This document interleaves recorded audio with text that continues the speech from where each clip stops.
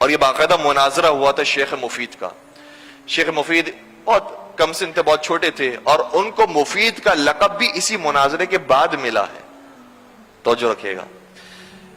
شیخ مفید ایک درس کے اندر آ کر بیٹھ گئے. جو استاد صاحب تھے, قاری صاحب تھے, وہ بڑا درس دے رہے تھے اور لوگ سن رہے تھے. جب درس اپنے اختتام کو پہنچا تو انہوں نے کہا کہ میرے ایک سوال ہے. کہا کہ کیا سوال ہے؟ بیٹا سوال کرو. کیا سوال یہ ہے کہ بعض لوگ یہ کہتے ہیں کہ علی کو تو پیغمبر نے غدیر کے میدان میں مولا بنا دیا تھا, اور جب مولا بنا دیا تو اس کا مطلب یہ ہوا کہ ان کے چلے جانے کے بعد اب مولا ہیں تو علی ہیں, لیکن بعد میں مسلمانوں نے علی مرتضیٰ کو ان کا حق نہیں دیا اور کسی اور کو جانشین رسول بنا دیا, تو یہ علی مرتضیٰ کے ساتھ ناانصافی ہوئی ہے, ان کا حق غصب کیا گیا ہے. سامنے سے جو جواب دینے والے تھے استاد, انہوں نے کہا کہ بیٹا آپ نے بات ٹھیک کی ہے, لیکن دیکھو بات یہ ہے کہ حدیث غدیر, توجہ رکھیے گا, حدیث غدیر ایک روایت ہے, اور روایت کے بارے میں یہ احتمال موجود ہے کہ شاید سچی ہو شاید جھوٹی ہو. اس لیے ہمیں روایت کا تو نہیں پتا کہ وہ صحیح روایت ہے یا ضعیف روایت, جبکہ حدیث غدیر کی بات ہو رہی ہے. کوئی چھوٹی موٹی حدیث کی بات نہیں ہو رہی جس کو 1,00,000 لوگ سننے والے ہیں, اور دکھا کر جو یہ پیغام پہنچایا گیا ہے من کنت مولا فہذا علی مولا. یار لیکن یہ روایت ہے, روایت کے بارے میں احتمال موجود ہے, ہو سکتا ہے کہ سچی, ہو سکتا ہے کہ جھوٹی ہو, اس کے بارے میں ہمیں تو نہیں پتا. لیکن ہاں جس کے بارے میں اتفاق ہے وہ یہ ہے کہ مسلمانوں نے پیغمبر کے بعد فلاں کو خلیفہ بنا دیا. تو کیسے ممکن ہے کہ سارے مسلمان غلطی پر ہوں؟ یہ تو اتفاقی بات ہے کہ وہ خلیفہ کے منصب پر تھے, وہ پیغمبر کے جانشینی کے منصب پر تھے, اس لیے اس کے اندر کوئی اختلاف نہیں ہے. جس کے اندر کوئی اختلاف نہیں ہے بیٹا آپ اس بات کو لے لو, جو روایت ہے اس کے اندر اختلاف پایا جاتا ہے اس بات کو چھوڑ دو. یہ بات انہوں نے بیان کی. اب شیخ مفید حدیث غدیر کا انکار کر رہا ہے, اور کتنی ہوشیاری کے ساتھ انکار کر رہا ہے. اسی موقع پر یہ جواب دیا. کہا لیکن وہی ترتیب کے اندر جب چوتھے خلیفہ آتے ہیں تو ان کے مقابلے میں کچھ مسلمان کھڑے ہوئے تھے,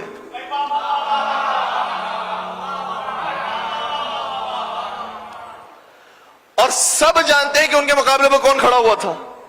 یہ افراد کے جنہوں نے علی مرتضیٰ سے چوتھے خلیفہ سے جنگ لڑی تھی, ان کے بارے میں آپ کا کیا فتویٰ ہے؟ کہنے لگے کہ جنگ تو کی تھی لیکن اس کے بعد توبہ کر لی تھی, علی سے معافی مانگ لی تھی, علی کو منا لیا تھا, کہا تھا ہم سے غلطی ہو گئی.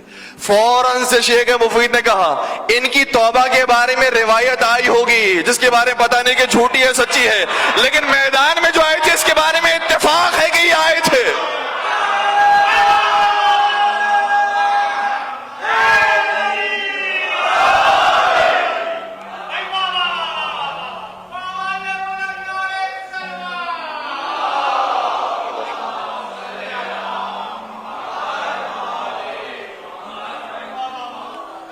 حدیث غدیر جیسی روایت کا آپ نے کہہ دیا کہ یہ اختلافی ہے, نہیں پتا کہ صحیح ہے صحیح نہیں ہے, تو اس روایت کو کیسے مان لیا کہ انہوں نے جنگ کے بعد توبہ کر لی تھی؟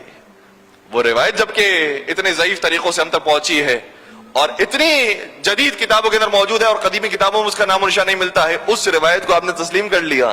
تو یہ بھی تو دیکھیے کہ سامنے اتفاقی بات کیا ہے کہ یہ مقابلے پر آئے تھے.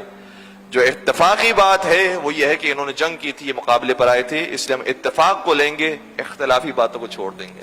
لیکن ایک اور حدیث رسول بھی ہے جو میرے مولا کی شان میں ہے, جس سے پتہ چلتا ہے کہ صرف دل کے معاملے کو نہ دیکھا کرو, اور یہ متفقون علیہ روایت ہے. نبی اکرم نے شاہ فرمایا تھا یا علی حرب کا حربی وسلم کا سلمی, اے علی تجھ سے جو جنگ کرے گا وہ تجھ سے نہیں مجھ سے جنگ کرے گا, اور تجھ سے جو سلح کرے گا وہ تجھ سے نہیں مجھ سے سلح کرے گا. اس کا مطلب یہ ہو کہ ہمیں کسی کا دل کو چیرنے کی ضرورت ہی نہیں ہے کہ کس کے دل کے اندر نفرت ہے کس کے دل کے اندر محبت ہے. بس یہ دیکھ لو جو علی کے مقابلے پر کھڑا ہوا ہے وہ علی کے مقابلے پر نہیں نبی کے مقابلے پر کھڑا ہو.